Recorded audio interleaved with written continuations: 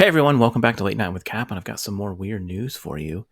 A Tulane archaeologist uncovers ancient Maya king's tomb, revealing treasures and maybe some royalty. Oh, right on. There's a picture of the mask, and looks like some type of carving. Not sure what that could be, but I'm sure this article will tell us. And thanks again for stopping by. If you want to hear more weird news and updates like this, please hit the subscribe button. That'll be fantastic. A ancient Maya tomb dating back 1,700 years has been discovered. Wow. In Guatemala, near the borders of what are now Mexico and Belize. Now, I just did a Caps mystery about another artifact that was found in Belize, the jade pendant. I'll link it up here. So it looks like they're finding some fascinating things down there in Central America. The tomb holds extraordinary funeral offerings, including a mosaic jade mass, where mosaic shells and writings carve human femur bones.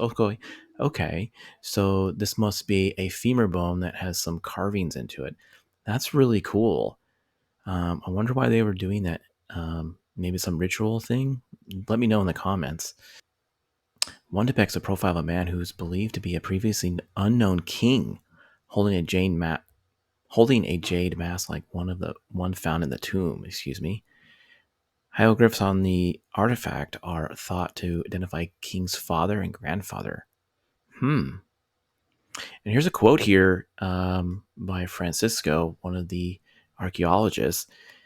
A discovery like this is a bit like winning the lottery. I would say so. This is pretty cool. He's been around since 2022. He's been a lead there. It opens a window into obscure time we have very little text about. Yeah, I would agree. This is kind of a neat find. The height of the Maya classic period spans from 250 to 900 AD, and little remains of the time largely due to looting. Oh yeah, okay, grave robberies. Estrella Bella and his team discovered the tomb only about 2 meters from where looters had stopped digging. Wow, that is.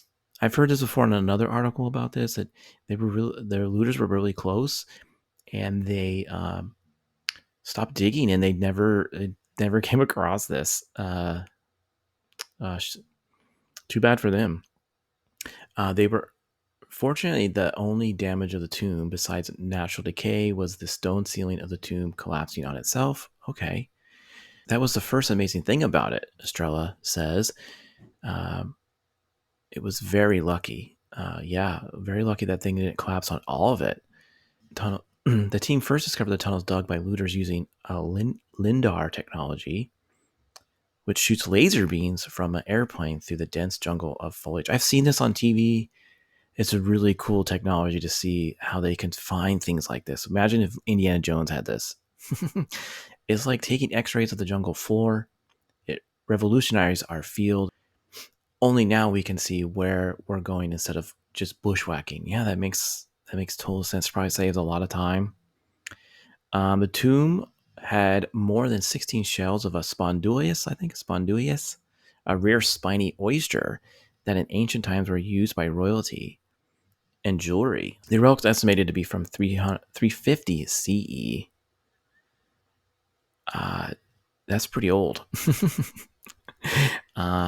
They also reveal important information about religious devotion and royal succession. Okay, that's really cool.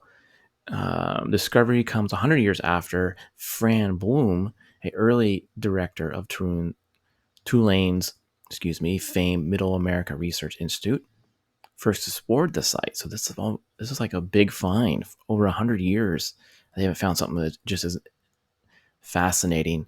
They first investigated this site in 1924. Only looting had taken place before the team worked in 2019, so they weren't able to really formally investigate this whole site. For this reason, Tulane recognized early on that it was important and worthy of a serious focused academic interest. Discoveries like this one and others, including those made by Tulane faculty and students also conducting fieldwork, represent Tulane's commitment to study of the ancient indigenous American peoples and their accomplishments. Yeah, this is a really really awesome find.